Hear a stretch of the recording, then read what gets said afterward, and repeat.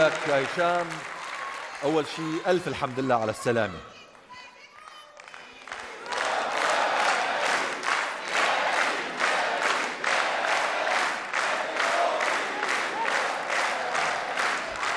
هشام، نحن طبعا كنا مفتقدينك الحلقة اللي فاتت. كثير من الاتصالات وكثير من التعليقات جاءتني على موقعي في الفيسبوك، وهي تسأل أين هشام؟ لماذا لم يأتي؟ طبعا وضحنا للمشاهدين بأنك لم تنسحب، لأن الكثيرين ظنوا بأنك انسحبت وأنك ستكون موجود في هذه الحلقة، وأهلا بك في هذه الحلقة، ونحن بانتظارك يا هشام. بالتوفيق.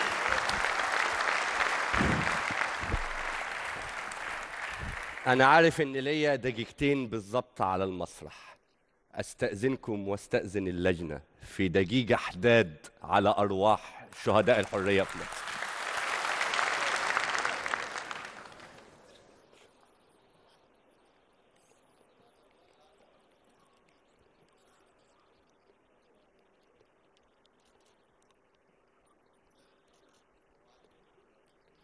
شكراً.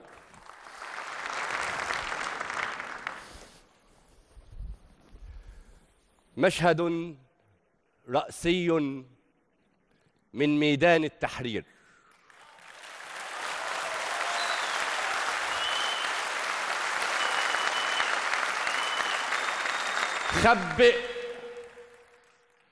خبئ قصائدك القديمة كلها،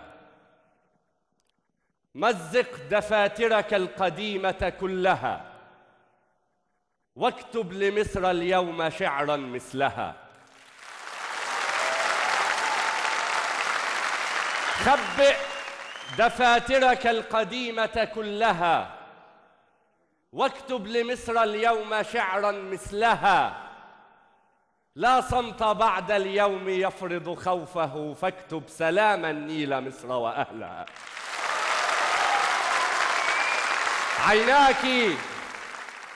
عيناك أجمل طفلتين تقرران بأن هذا الخوف ماض وانتهى. كانت تداعبنا الشوارع بالبرودة والصقيع، ولم نفسر وقتها. كنا ندفئ بعضنا في بعضنا، ونراك تبتسمين ننسى بردها. وإذا غضبت كشفت عن وجهها، وحياؤنا يأبى يدنس وجهها.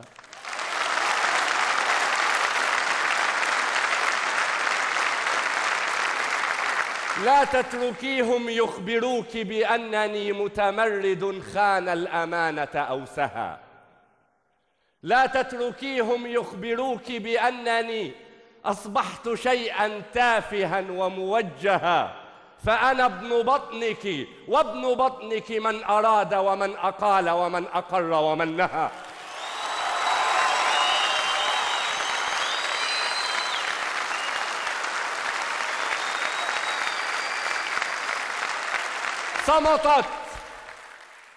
صمتت فلول الخائفين بجبنهم، وجموع من عشقوك قالت قولها. شكرا.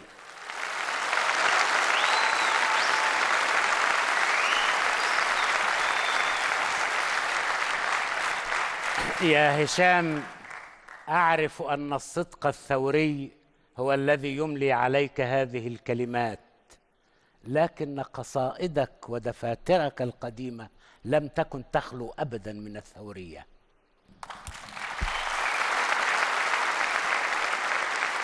لعلك أدركت معي وأنت ترسم ميدان التحرير من قطاع رأسي أن الهتافات التي ترددت فيه كانت تبتكر أوزانا شعرية وتبتكر صورا وعبارات عجيبة ظهر فيها أنك ممثل جيد لهذا الشعب الشاعر الثائر.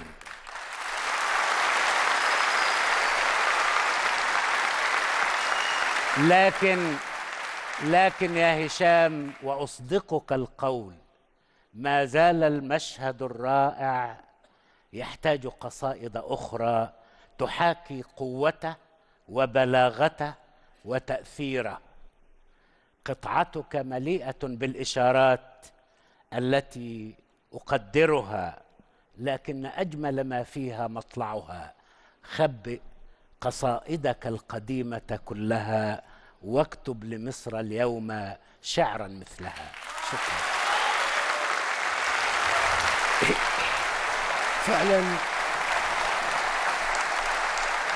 فعلا يا هشام إنه مطلع جميل رائع مدهش. خبئ قصائدك القديمة كلها، والحدث كبير يتنامى بسرعة فجائية، ولعلك تتفق معي بأنه أكبر من ذات الشاعر، لا يمكن السيطرة على هذا الحدث الكبير. فلذلك فعلا الشاعر يحتاج إلى أن يصمت كثيرا. إنه حدث هائل جدا لا يمكن كتابته مرحليا. حمدا لله على سلامتك يا هشام.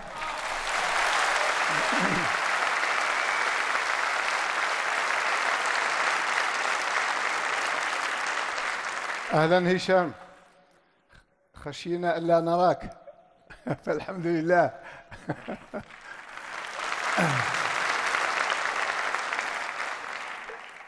أعتقد أن بيت القصيد كما يقال في النقد العربي القديم هو البيت الأول الذي أشار إليه الزميل الدكتور صلاح. خبئ قصائدك القديمة كلها واكتب لمصر اليوم شعرا مثلها. فهذا البيت حقيقة يمثل جمال هذه القصيدة. أما الأبيات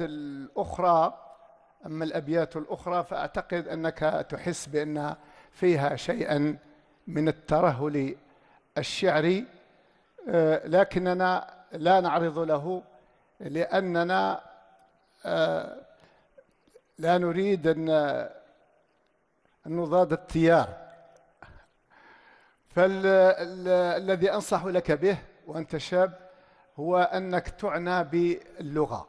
حاول أن تعنى باللغة، وحاول أن تدمن قراءة الفحول، صلاح عبد الصبور، معطي حجازي، يعني الشعراء العرب المعاصرين. فهذا سيمدك بشحنات، لأنك تحمل في طياتك ثورة شعرية توشك أن تنفجر. أهلا وسهلا هشام، حمدا لله على سلامتك من جديد يا هشام، ومع اني مقرب بس بدي اعديك. هشام، سأطلب منك أن تبقى معي على خشبة المسرح، والآن أيضا سأطلب من الشعراء التواجد معي على المسرح. أرجو من الشعراء التفضل.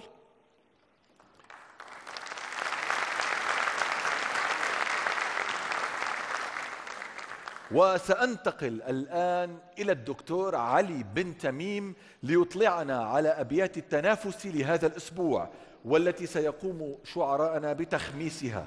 دكتور علي، نحن معك، تفضل. مرحبا بكم أيها الشعراء من جديد.